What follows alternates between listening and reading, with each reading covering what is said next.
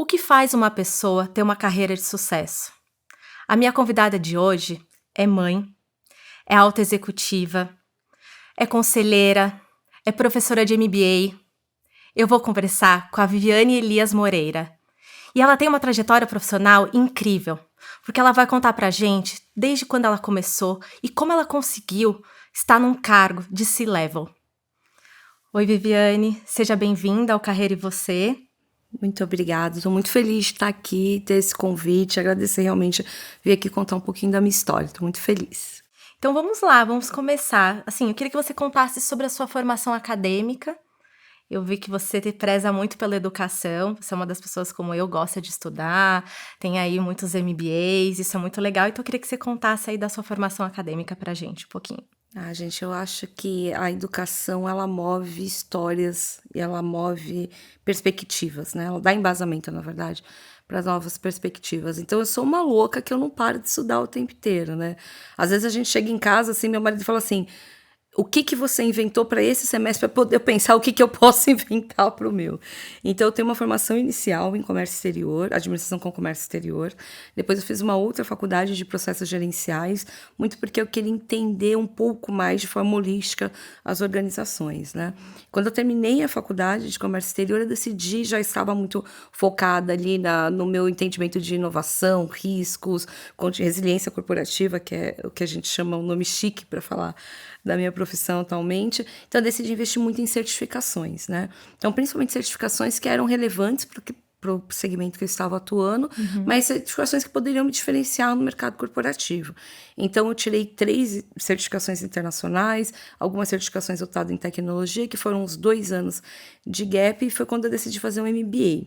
Só que também, óbvio, sempre pensando fora da caixinha, aí eu decidi fazer um MBIS, que é um MBA ligado à segurança da informação, que é onde a gente tem um viés um pouco mais voltado a riscos e um viés um pouco mais voltado na época, né, gente, um pouquinho mais antiguinha, assim, a gente falava muito de segurança da informação, segurança tecnológica, e para me atualizar, o ano passado eu terminei um outro MBA na FIAP, a qual instituição depois fui convidada a ser professora, que é um MBA voltado a cyber, ataque, forense, enfim, tudo para proteger todo mundo aí dessas novas ameaças que a gente tem ligada a riscos, inovação, pessoas e tecnologia. E como professora, você dá aula do quê? Eu dou 3 grandes cursos, então eu tenho um curso de formação de startups, mentoria de startups, MBA focado também em novos negócios, o que eu acho que é um diferencial, e o último são os negócios com propósito. Então, a gente fala muito agora voltado em startups, terceiro setor, ESG, então eu tento buscar um pouquinho da minha experiência profissional alinhado com conhecimento acadêmico e tentar espalhar aí a educação para que os novos empresários da nova economia tenham um pouco mais de responsabilidade, principalmente com os pilares sociais e ambientais, que é a famosa sustentabilidade que a gente tanto fala. E agora da sua profissional, assim, da sua área profissional. Nos conta aí como que você começou nessa sua caminhada, qual foi um dos seus primeiros empregos que você foi surgindo? Olha, a minha história, aqui acho que é importante a gente fazer um recorte, né? Primeiro que eu sou uma mulher negra periférica, nascida na Zona Leste de São Paulo, onde muitas vezes nunca foi ensinada a gente que era ter carreira. Nós queríamos ter emprego para sobreviver, Sim. né? Eu fui descobrir que eu tinha uma carreira corporativa, sei lá, quando eu tinha uns 25, 26 anos, e alguém falou assim: Vivi, sua carreira é brilhante. Então a gente nunca E é mesmo almejou. brilhante, viu? Gente. Nada como ter amiga, gente. Vocês estão vendo, né? Já é parça aqui. Então, eu não fui ensinada a ter uma carreira, eu fui ensinada a métodos de sobrevivência.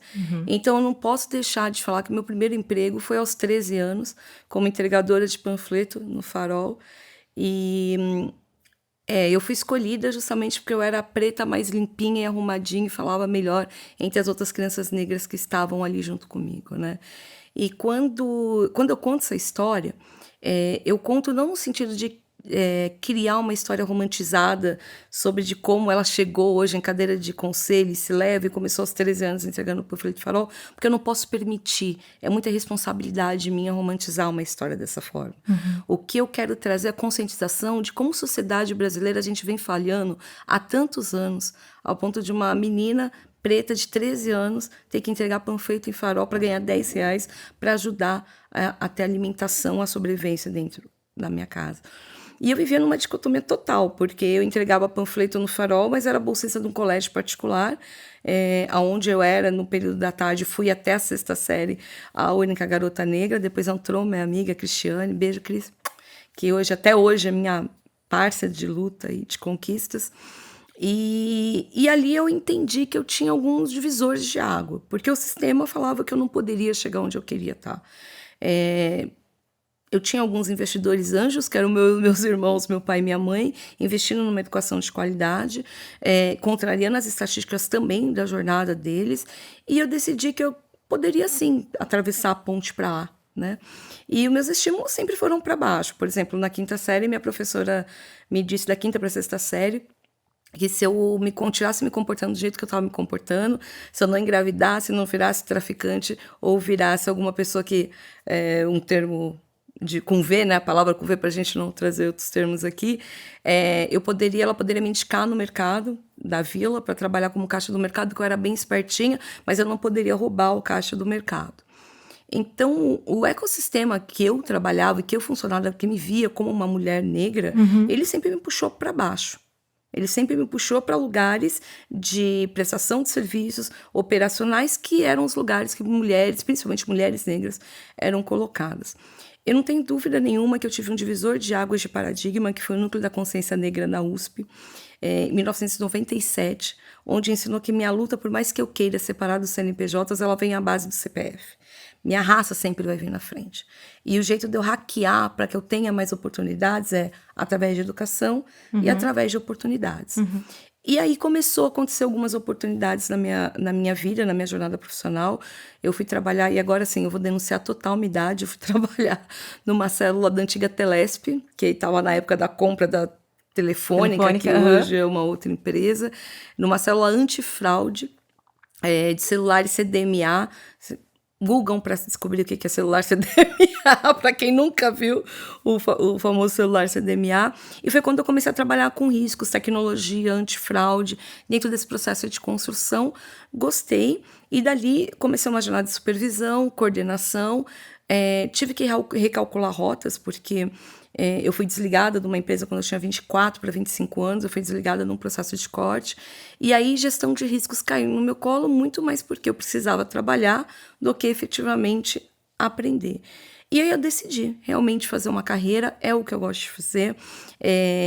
Lógico que gestão de riscos depois me deu oportunidade de estar em grandes empresas, em trazer outras perspectivas. Então, hoje, eu tenho nichos de entendimento de riscos ligados à inovação, inteligência, nichos que nem sempre todas as empresas estão falando, resiliência corporativa. E quando eu vi, eu tive passagens por grandes multinacionais, então tenho passagem pela UHG, que hoje aqui no Brasil é a dona da Amil, por bancos internacionais como Rabobank, seguradoras como a IG, seguros. Minha última atuação diversa foi numa startup como cofundadora em uma startup, e depois como C-Level. Eu fui uma das únicas 5 mulheres negras em posição de C-Level em startups no ano de 2022, e ocupando alguns processos paralelos, né? Então, faço parte do Comitê de Ética e Integridade da Secretaria de Transporte de Minas Gerais, faço parte do PDEC, que é o Programa de Diversidade em Conselho do Instituto Brasileiro de Governança Corporativa, o Conselheira 101, que é uma iniciativa linda, mantida por mulheres negras aptas a ocupar posições de conselho. E mais do que isso, eu falo que quando eu olho para trás dessa carreira, dessa jornada, a única coisa que eu quero ter e aspiro ainda a ter é mais os meus juntos com os meus, com os espaços que eu ocupo. Porque essa jornada ela precisa ser mais leve. Repete de novo. É ter mais os meus nos espaços que eu estou, nos espaços que eu ocupo. A solitude de ser, às vezes, a única mulher negra em alguns espaços, com todos esses carimbinhos, esses rótulos, né, que o mundo corporativo nos coloca, o tempo inteiro me faz pensar quem sou eu e por que estou aqui. Qual é a minha missão? E eu tenho claro para mim que a minha missão é romper bolhas, para que mais os meus estejam comigo. E para isso é o que eu faço. Eu vim aqui ter uma oportunidade dessa de contar um pouquinho da minha história para inspirar, mas inspirar os meus para ocuparem esses espaços que a gente abre, Sim. mas inspirar as pessoas não negras também a abrir mais espaços, mais oportunidades, mais acessos. Porque essa jornada precisa ser mais leve. Muito Essa mais jornada, leve. ela não precisa ser Pode pesada. ser juntos, né? E pode ser... Não, pode não, tem que ser juntos. Sabe, uma contribuição de um com o outro. Precisa ser juntos, Exato. sabe? O que vinha na sua mente em momentos assim que você tinha algum desafio, alguma questão, como você contou da sua professora? Qual que era o pensamento que vinha para você? O tempo inteiro de desistência. Desistência. Até porque eu vivi numa época que a gente não falava de segurança psicológica, né? Então, a população negra, ela nunca foi ensinada a fazer terapia, a conversar, a mostrar sinais de fraqueza. Então, a gente é forjado numa resiliência que não foi uma resiliência opcional, foi uma resiliência como uma forma de escape para a gente chegar até aqui. E talvez em muito da nossa ancestralidade negra, né? Como as pessoas negras desenvolveram algumas estratégias para que elas conseguissem efetivamente sobreviver, né? Sem família, e a gente faz isso até hoje. Então, dentro todo não que eu ouvia, toda a dor que eu trazia, a minha primeira sensação é: chega, eu não quero mais. Realmente, o sistema ele é feito para me expulsar, não para me agregar. E, sem dúvida nenhuma, o meu diferencial foi ter uma base de apoio muito forte dentro de casa. Então, meus pais, meus irmãos, todos eles chegavam e falavam assim: Vi, bora. Bora, porque a gente tem que fazer isso. Me permitiam ter o espaço para chorar, né? Porque a gente cansa. Vou falar que hoje, nos meus 42 anos, eu não canso. Veja bem, vamos trazer alguns números aqui, para você entender como a luta é árdua. Eu comecei lá em 97 a falar sobre a questão racial. Eu estou em 2022, né? Só um mês da consciência negra, que agora a gente encerra hoje, começou tem 11 anos. Hoje, nesse momento no Brasil, nesse momento que nós estamos falando, estamos gravando aqui, nós temos 0 mulheres negras presidentes de empresa. 0, de todas as empresas do Brasil. E eu estou dizendo que as mulheres negras, ao intituladas CEOs ou presidentes, elas fundaram as próprias empresas para ter o título. Nós temos 2,6 de mulheres negras em cargos de diretoria e C-level. Eu sou uma delas. Nós temos 1,2, 1,3 mulheres negras em posição de conselho. É tão pequeno esse número que eu conheço as 10 que estão em posição de conselho. E isso porque a gente foca, muitas vezes, em nicho Rio e São Paulo. Sim. Né? Porque existem potências de mulheres e homens negros desafiando o Estado, desculpa, o Brasil inteiro. E por que não tem oportunidade? A gente fala de SID, a gente fala sobre consciência negra, a gente fala sobre o papel de aliados nessa transformação. Você, como uma aliada, está me dando uma possibilidade de voz que a gente tomara que convença as pessoas de casa a importância, mas principalmente que a luta racial ela não é mimimi. Não. É conceder privilégios e fazer que outras Vivianes não tenham a sensação de desistência. E sem confundir uma sensação de desistência com uma sensação de não vou lutar mais. Então, eu permitia ter o meu luto, eu permitia ter o meu choro. A partir de 97, eu criei uma cadeia muito forte de pessoas negras, ativistas. Então, eu comecei a entender a minha história com a visão de quem foi colonizado e não do colonizador. Aquela história que a gente aprendeu na escola que foi contada por eu brinco que a gente poderia ser um excelente conto da Disney, né? A gente pegar a história do Brasil de uma versão de que foi contada. Eu comecei a entender as minhas potências, eu comecei a me enxergar como uma mulher bonita, porque minhas referências não eram. E para você ter uma ideia como isso é longo, é um processo contínuo, eu tenho 42 anos e eu fui descobrir meu cabelo de verdade aos 40. Porque para ser aceita nos espaços que eu estava e para ter essas posições e para chegar até aqui, eu precisava entrar num padrão do que era viável para uma pessoa negra. Então, passei minha vida inteira alisando o cabelo. Alisando o cabelo, tá. Ao ponto de se machucar, porque nós não tínhamos uma tecnologia para alisar cabelo crespo como nós temos hoje. Produtos para pele negra como nós temos hoje. Então, durante muito tempo, era o pente quente no fogão, era a soda, para alisar o cabelo. Mulheres negras que estão vendo isso vão acabar lembrando. Era muito comum você andar em bairros periféricos e ver mulheres negras com bolha de queimadura aqui perto da orelha. Era muito comum mesmo, porque era o ferro quente que a gente passava para poder alisar o cabelo e se enquadrar dentro do status do que a sociedade definia como bonito, ou como aceitável dentro do padrão da negritude, ainda mais eu como uma mulher preta de pele retinta. Portanto, são desafios, né? Hoje, se eu quiser alisar meu cabelo, eu aliso. Se eu quero usar meu cabelo crespo, eu aliso. Eu uso. Se eu quero usar minhas tranças, eu uso. Mas eu sei que ainda tem um peso sobre isso. E é esse peso que eu preciso de aliados como você para que a gente torne mais leve essa jornada para todos. Você já contou muita coisa. Mas o que você acha que falta hoje nas organizações? Ação. Ação proativa, né? Ser um aliado para viabilizar a acessibilidade para as mulheres negras passa a gente repensar alguns conceitos, inclusive o conceito de privilégios que as pessoas não negras têm, né? Que tem até o nome, o privilégio branco, né?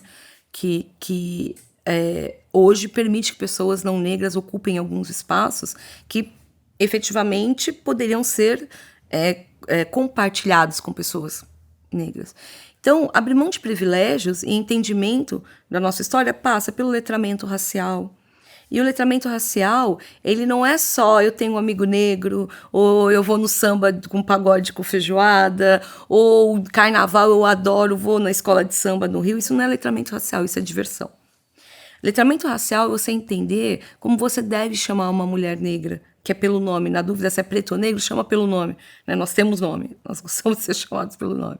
É fazer um teste do pescoço e ir nos espaços que você está, olhar para a direita, olhar para a esquerda e ver quantos negros estão ali na mesma situação com você, ou se os negros que estão com você estão só te servindo ali. A reflexão ela começa até como pessoa física, mesmo na sua casa, pessoal. Então, olha lá o seu Instagram, quantas pessoas negras estão vivendo com você.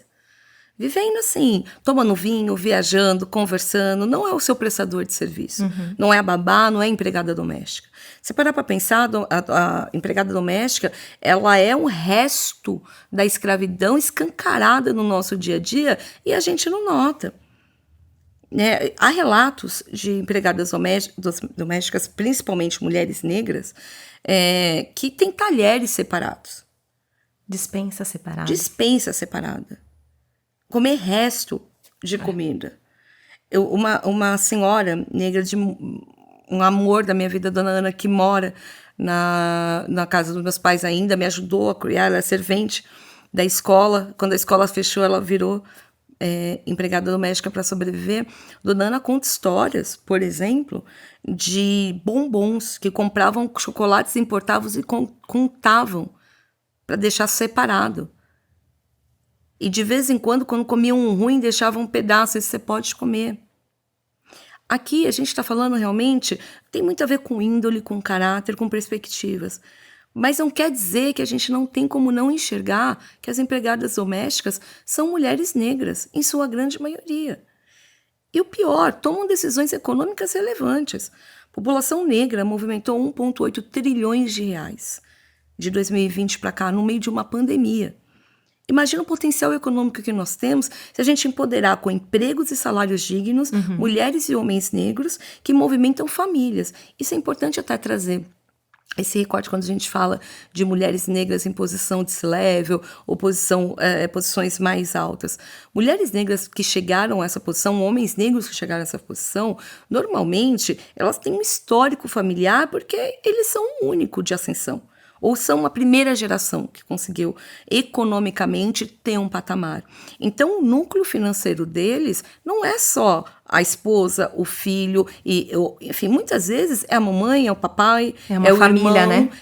É uma ramificação que acontece. E isso acontece muito, às vezes a gente vai em fóruns, jantares, eventos que eu sou a única que vejo, Vivi, eu sei a sua dor, porque eu também ajudo minha mãe, eu ajudo meu pai, e às vezes, e tudo bem, a gente entende as suas dores. Mas entendam, eu particularmente consegui viabilizar, junto com meus irmãos, a primeira casa própria para o meu pai e para minha mãe, o ano passado. Porque a gente juntou fundo de garantia, rescisão, dinheiro que tinha de poupança, vendemos carros, somamos e devolvemos. Porque meu pai com 85 anos e minha mãe com 84, eles não poderiam morrer se tem um único bem, que foi a casa de aluguel que eles moraram por mais de 50 anos. E eles abriram mão do quê? Para pagar uma faculdade para a gente, para os nossos filhos e para os netos. Então, às vezes, quando a gente traz esse recorte, e a gente tem aqui, talvez no Brasil, um problema muito grande de achar que tudo isso que eu estou falando é um problema social e não entende que o problema social para as pessoas negras tem uma separação de social e raça, é a gente entender que a gente precisa ter oportunidades para as pessoas negras. A gente precisa começar a tirar de um assunto só do mês de novembro e trazer para a nossa casa. E trazer para nossa casa, porque a gente tem uma geração que está se sentindo na liberdade de ir na internet e chamar o amiguinho da escola de macaco, xingar a empregada, xingar um preto sujo no meio da rua, postar e depois fazer um vídeo de reparação. A pessoa que recebe um ato de racismo, ela nunca mais vai esquecer aquilo. Marca, né? Marca, dói, machuca.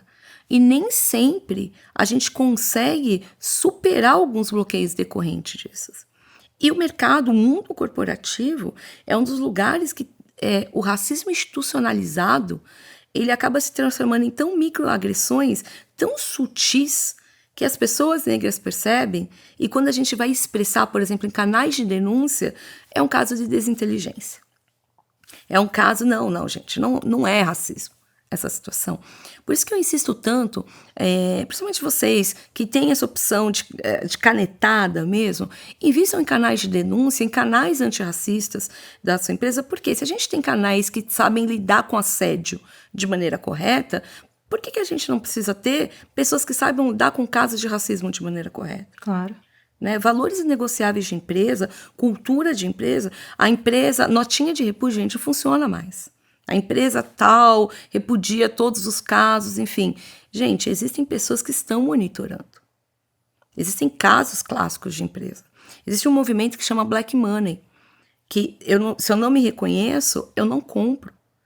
E volto a falar o número que eu falei há pouco, 1,8 trilhões de reais. A sua empresa está disposta a abrir mão dessa grana? Dá para abrir mão dessa grana? Se não dá, começa a pensar. E para você ter 56% de uma população com esse potencial mínimo de consumo, você precisa ter pessoas negras em cargos de direção. Porque senão você começa a colocar na propaganda e quando você questiona, você fala, mas e aí? É o que você fala e o exemplo que você é, né? O famoso walk the talk. Exato. Né? Ou então, não, a gente tem programas de pessoas negras no mundo corporativo. Pro operacional, quantas pessoas negras foram promovidas na sua empresa nos últimos anos? Portanto, cada vez mais eu preciso que as pessoas tenham essa consciência no mundo corporativo, porque senão vivis vão ser sempre únicas. E a prova está aí. Em 97 eu comecei a falar isso. Depois do George Floyd, eu tive uma esperança muito grande, né? 2020, virada de chave. De 2020 a 2022, muita gente regrediu. Muitas mulheres negras estão saindo de posições que conseguiram galgar por segurança psicológica, por rótulos que são colocados por nós, inclusive por mulheres não negras. O feminismo no Brasil é um feminismo extremamente separatista. É um feminismo que ele quer uma causa feminista, mas que a maioria das mulheres que estão liderando o movimento feminista não tem orientação ou não sequer se conscientizaram que o movimento feminista é para todas. Claro. Então, eu quero mais mulheres em conselho, desde que minha babá continue cuidando dos meus filhos. Eu quero mais mulheres em posições de diretoria, desde que a dona Ana continue comendo chocolate. De resto, por que a filha da dona Ana não pode sentar ao seu lado dentro desse processo para que, de repente, ela viabilize a compra do próprio chocolate importado dela? E é isso que a gente tem que começar a questionar. Por isso que eu falo que a resposta é ação. A conscientização a gente tem desde 1888, desde o dia 14 de maio de 1888, a gente teve chance de se conscientizar.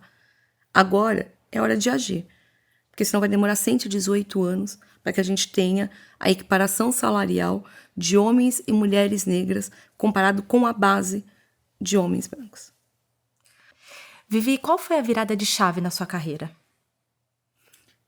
Eu acho que sem dúvida nenhuma foi uma oportunidade que eu tive quando eu entrei numa seguradora, a qual eu trabalhava, que depois de 4 anos me dedicando, com possibilidade de carreira, e com o vice-presidente me chamando numa sala com a minha ex-chefe, falando, olha, ela é sua substituta, e quando eu entendi ali que eu poderia construir, meu filho nasceu ali, eu comecei a assumir áreas que eu nem imaginava que eu ia começar a assumir áreas, e só assumir, só agregando, enfim.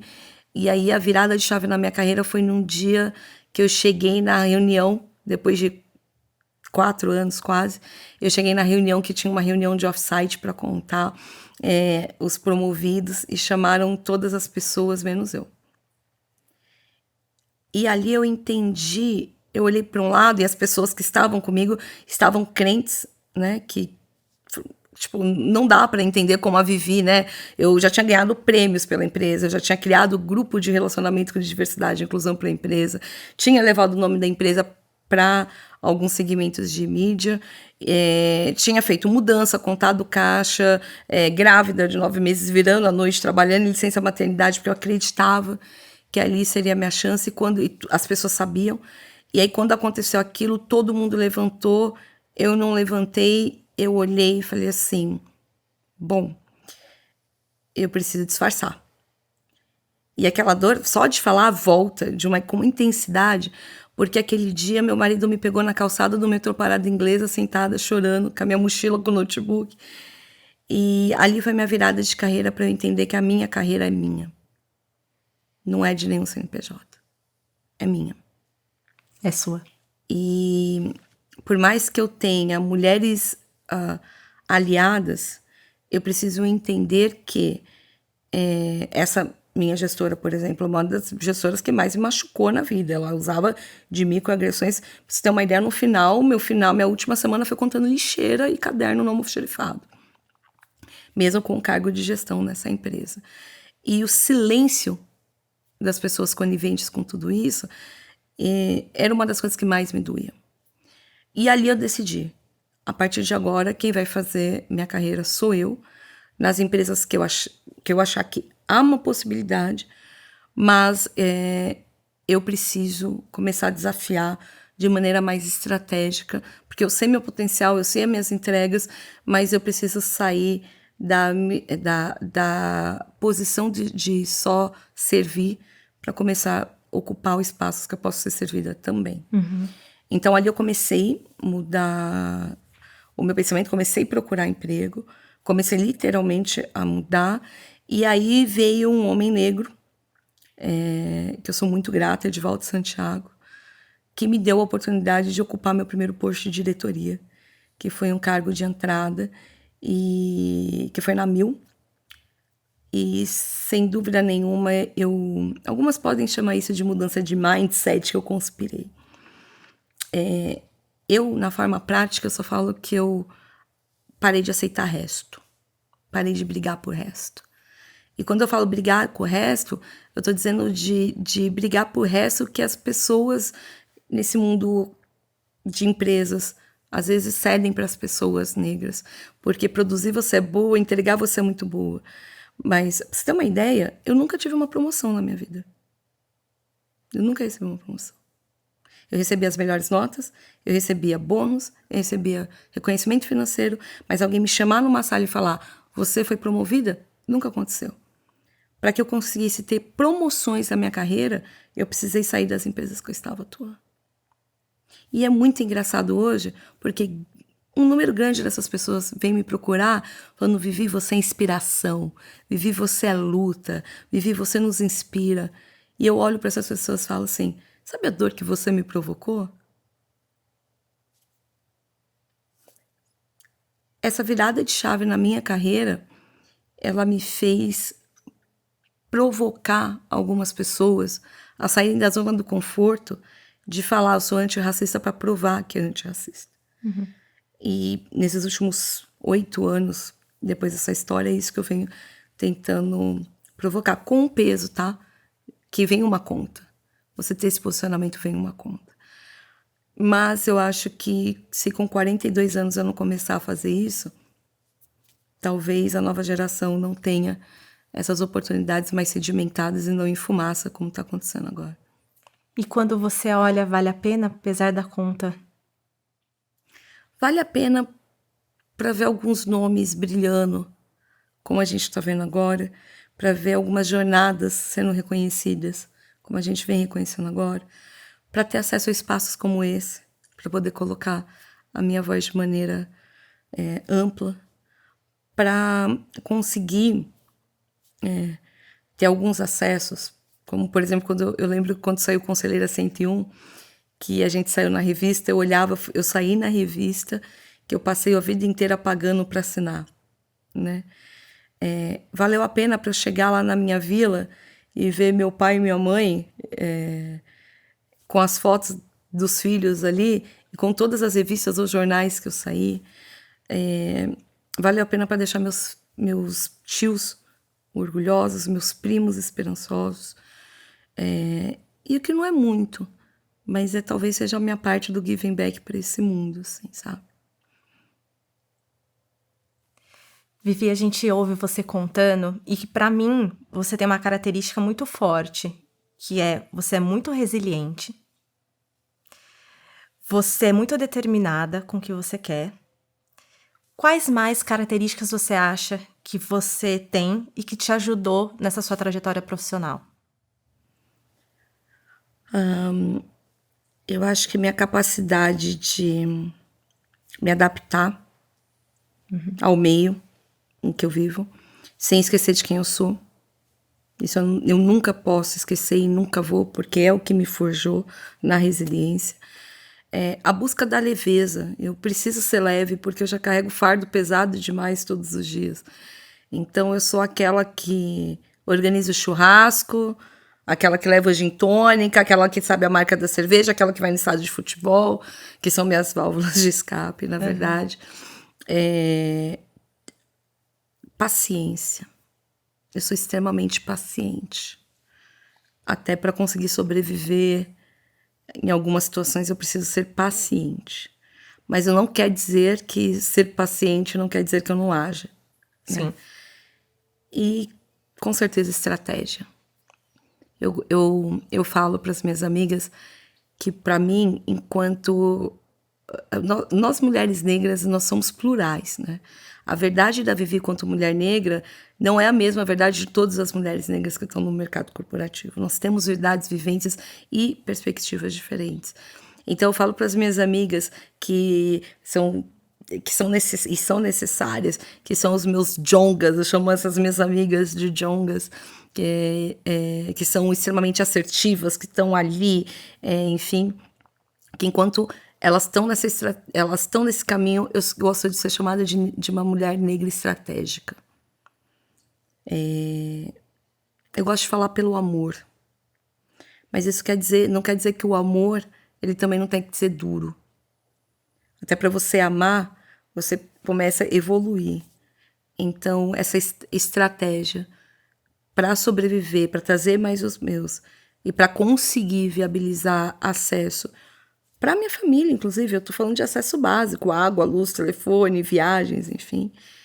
Eu preciso ser muito estrategista. Muito estrategista. E cansa. Isso cansa. Muito. E essas competências você acha que você desenvolveu com a vida? Ou algumas já vêm com você? A parte da palhaçada vem comigo Já mesmo. vem? Porque, enfim, a ironia é comigo mesmo, sabe? Eu venho de uma família Humor que... é com você. São 5 irmãos, né, gente? Então, era um zoando do outro o tempo inteiro, assim. Tipo, eu tenho o meu irmão mais velho, então ele é muito parecido comigo. A gente nasceu no mesmo dia, 2 taurinos. Então, o humor é com a gente, mas isso já veio comigo, mas não tenha dúvida nenhuma. O coletivo. A estratégia do coletivo foi uma coisa que a vida me ensinou. E quem me ensinou foi muito meu pai e minha mãe, óbvio, por N motivos, né? Então, por exemplo, a gente não tinha que comer em casa. Meu pai fez uma horta, né? Essa horta nunca foi só pro pessoal lá de casa. Essa horta, ela é coletiva, do bairro inteiro. E esse coletivo de não pensar só na gente e pensar fora das fronteiras, das barreiras que a gente tem, primeiro eu, depois outro, nunca foi uma norma lá em casa. E essa horta existe até hoje, assim, e sustenta até hoje várias famílias. Então, quando você para pensar o quanto a vida me forjou, é um diferencial competitivo não só para viver, para as empresas também. Poxa, que empresa não quer ter uma pessoa que entende uma perspectiva da ponte para lá, que é onde os produtos dela são vendidos? Sim. Sabe? Que não entende uma estratégia de sobrevivência de coletivo. Que empresa que não quer ter sua imagem associada a coisas boas com relação à potência de pessoas periféricas, independente do segmento de carreira que elas cuidam. Então, eu tento colocar isso, eu preciso colocar isso no meu dia a dia de trabalho, principalmente trabalhando com riscos, né? Sim. Então, quer ver um exemplo bobo e prático? Durante a pandemia, nós estávamos colocando todo mundo em home office, enfim. E uma grande amiga minha, que sabia que estava liderando ali as ações de contingência, de resiliência corporativa da área da saúde, então estava no pico, né, no meio da pandemia. Ela falou assim, Vivi, desculpa, eu sei que você está atolada, mas eu preciso de 30 minutos num call aqui com vocês da minha startup, porque eu coloquei todo mundo em home office, estou com uma situação e eu não estou sabendo lidar. E aí eu fui ajudá-la. Ela falou assim, Vivi, eu estou com um problema. Todos os jovens aprendizes que a gente contratou antes da pandemia estão pedindo as contas ou estão pedindo para voltar. E eu não posso pedir para eles voltarem. Ou dar conta para esses garotos no meio de uma pandemia, porque eu estou muito ligada aos pontos sociais. Aí eu falei assim para ela, por que eles estão pedindo para voltar? A gente colocou eles em home office, eu não sei. A gente colocou eles em home office, a gente mandou computador, a gente mandou cadeira, a gente... Opa, peraí. Que computador você mandou? Que computador que eles usam? Eles usam um Apple XPTO, etc e tal. Eu falei o seguinte, gata, deixa eu te falar uma coisa. Vamos para a realidade. Onde essas pessoas moram? Você já parou para pensar que colocar essas pessoas dentro um computador, uma cadeira Herman Miller, enfim, o que seja, você acabou de colocar 35 mil reais no mínimo dentro da casa dessa pessoa, que às vezes não é nem o custo da casa que ela mora. A pessoa olhou. Não, mas a gente está preocupada, a gente está dando auxílio home office para pagar a água e a luz. Eu falei, não estou falando isso. Você está colocando uma pessoa numa situação de vulnerabilidade que você nem sequer perguntou para ela. E uma das mães da menina falou assim, pelo amor de Deus, devolve isso agora. Exatamente. Que você pode colocar em risco, realmente, dependendo de onde a pessoa mora. Você perguntou para ela se ela quer? Ela, poxa, Vivi, não tinha pensado nisso. Mas não tinha pensado nisso por quê? Porque eu vivi isso. Exato. A realidade é outra, né? A minha realidade, a minha perspectiva de ver um risco desse, ela estava vendo um risco de perder colaboradores num projeto social. Eu estava vendo o risco de colocar pessoas ligadas a um projeto social em risco. Perder uma vida, né? Perder uma vida. E ela falou, poxa, Vivi, o que a gente pode fazer? Efetivamente, troca o modelo de computador dessas pessoas? Pergunta o que elas querem. Pergunta para elas o que dá para fazer. Pergunta para elas o que é viável. Porque a realidade delas, mesmo com a minha perspectiva de vivência, pode ser uma outra. Uhum. Escutar pessoas é essencial se você quer viabilizar a acessibilidade para pessoas, principalmente pessoas negras, para construir uma carreira dentro da sua organização. E isso vai desde o garoto que leva a marmita, se está tudo bem para ele comer agachado num canto, ou se está tudo bem para ele colocar um micro-ondas numa área de serviço para que ele, no mínimo, esquente. Desde projetos sociais, como, por exemplo, eu vou fazer um projeto de acessibilidade para pessoas negras e vou dar curso de inglês. Fora do horário comercial, que é para não impactar a produtividade. Você perguntou se esse garoto vai precisar de uma condução a mais para ir no curso de inglês que você está dando? Se esse garoto tem internet, o pacote de internet dele viabiliza isso? E são soluções simples. Poxa, então faz o seguinte, conversa com o gestor do garoto e deixa 1 hora dele por semana, 2 horas por semana, do trabalho dele, para que ele estude inglês. É um ativo para a empresa. Sim, é investimento. É investimento. Total. Ele não está matando essa 1 hora sem trabalhar. Ele está desenvolvendo uma skill que você julga necessário para que ele desenvolva o trabalho dele. E aí tá os erros de por que os programas de ação afirmativa que já estão em andamento não funcionam. Porque você não ouve.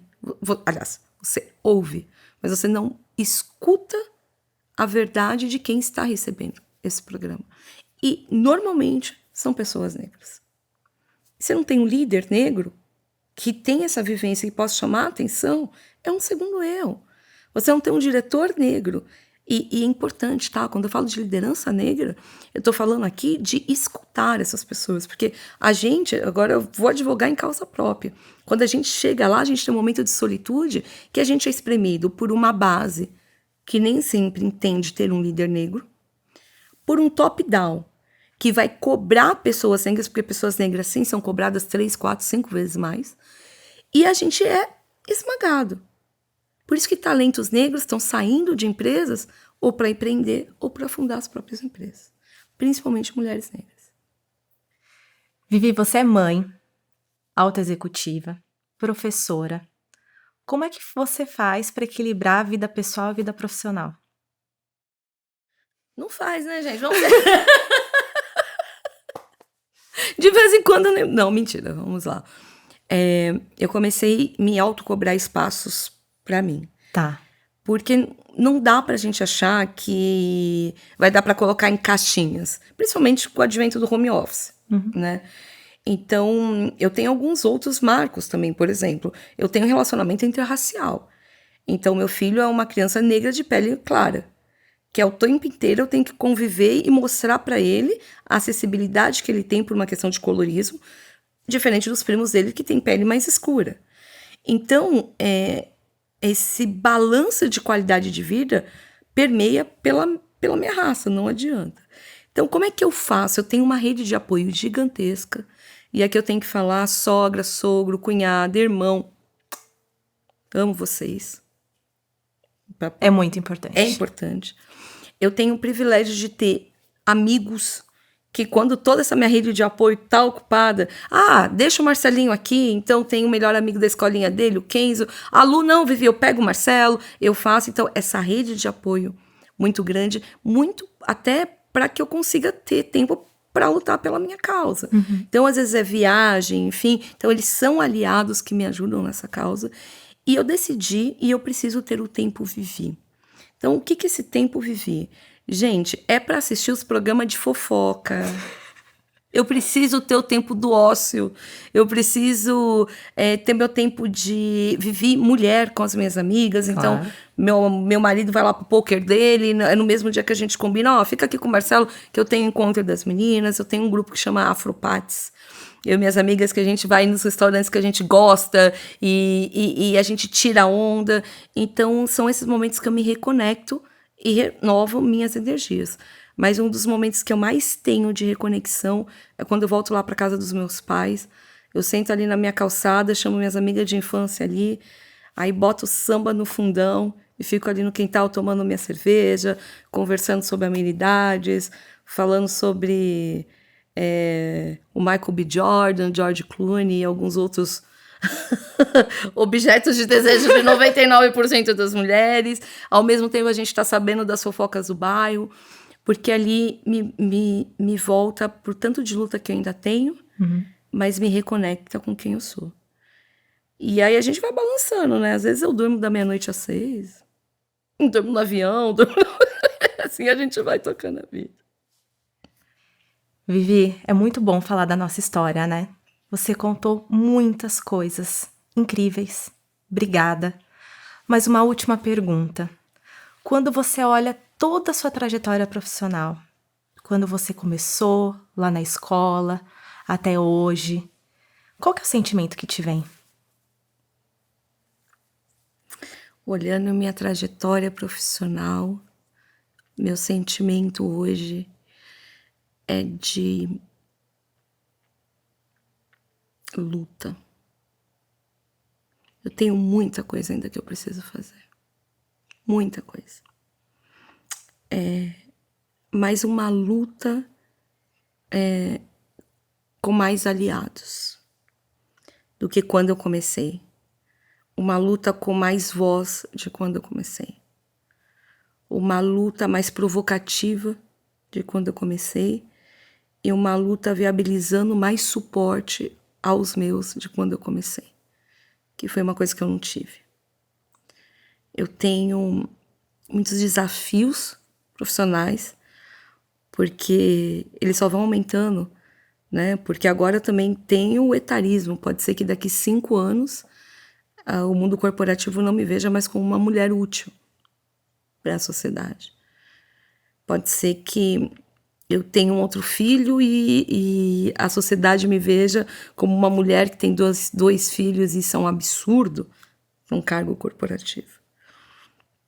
Então, eu olhando para trás, talvez se eu fosse falar para a Vivi lá do passado que daria certo, eu tenho certeza que a Vivi lá do passado ia falar assim: ah, tá bom então, não ia dar mesmo. Mas o que eu falaria para ela é que vai doer, não vai ser fácil, você vai ter pessoas que vão te ajudar. Não desista e vamos fazer acontecer. Porque no final, não sei aqui ou se em outro plano, eu vou ser que alguém vai falar da Vivi, que foi uma pessoa que vai falar: a Vivi conseguiu me ajudar a mudar a minha história. E se eu conseguir que uma pessoa tenha isso, tá tudo certo. Eu já mudei o mundo de uma pessoa. E é isso que eu quero, mudar mundos. Assim como a pessoa que me deu a oportunidade mudou o meu. E assim como eu me vi quando eu estava contando aquelas lixeiras e contando cadernos, e hoje eu sentar ali para discutir estratégias, discutir conselho, discutir técnicas, é olhar e falar assim: você não venceu, mas está no caminho. Obrigada, tá? E aí chora, né, gente? Como é que faz? Não tem como. Obrigada, tá? Obrigada. Imagina, obrigada muito. por essa oportunidade, obrigada por me ouvir, obrigada por tudo. Imagina, eu que tenho que te agradecer. Você inspirou as nossas carreiras. Você deu um exemplo de pessoa, de profissional. E você despertou a gente para uma coisa que é muito importante, que é gênero e raça nesse país. Obrigada mesmo, tá? Muito obrigada, a gente segue junto.